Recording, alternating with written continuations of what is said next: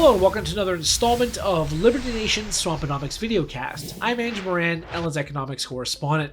Each week, I dive into the mores of top economic news stories and fish out compelling narratives, or I retrieve fallacies that have been accepted as conventional wisdom by the swamp creatures for years. This week, Elon Musk is right. A recession may be a good thing right now. Wall Street and Main Street are anticipating that the United States will slip into a recession within the next 12 to 24 months. Goldman Sachs has placed the odds at 35%. Merck Research has it at 1 in 3. Deutsche Bank believes it is inevitable. Of course, others contend that the economy will be fine whenever inflation eases, the supply chain crisis resolves, the war in Eastern Europe ends, energy prices stabilize, the Federal Reserve ends its quantitative tightening cycle, and the list of excuses goes on and on. One recent CNBC study found that 80% of US adults think a recession will occur this year. But while this word, recession, is a death knell for businesses, politicians, workers, partisans, it might be what's necessary for the post-pandemic economy, at least according to billionaire Doge father, techno king, and troll master Elon Musk.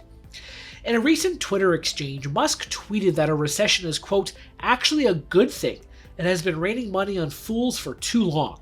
Some bankruptcies need to happen.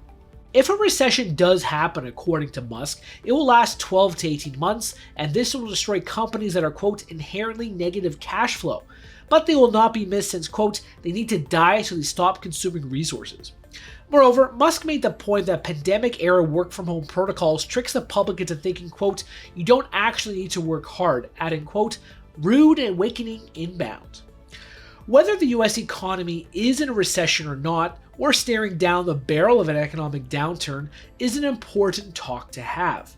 However, the real discussion how critical a recession is after more than 2 years of market distortions, trillions of newly created cash that has been injected in every crevice of the economy, and the government and central bank artificially rebalancing segments of the marketplace.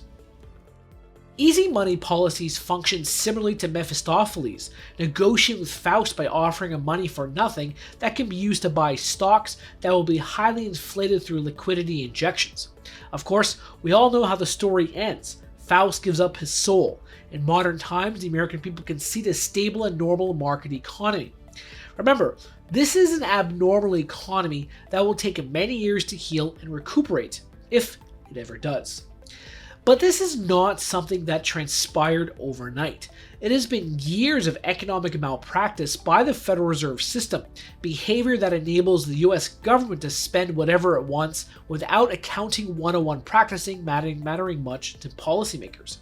And yet, the left thinks modern monetary theory is what can solve many of America's fiscal and monetary problems.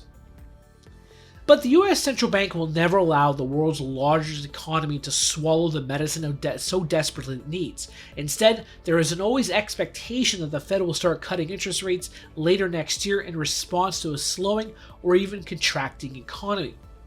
As Mephistopheles says in the German literary achievement, so everything you call sin, destruction, in short, evil, is my real element. These words should grace the halls of the Echoes building, for destruction and iniquity are the genuine traits of the Federal Reserve System. That's it for me this week. Please read my full Swamponomics column on LibertyNation.com, where I discuss summer blackouts, inflation eating away at savings, and the first quarter GDP coming in worse than first reported. Thank you. We're doing it for real, really real. Liberty Nation.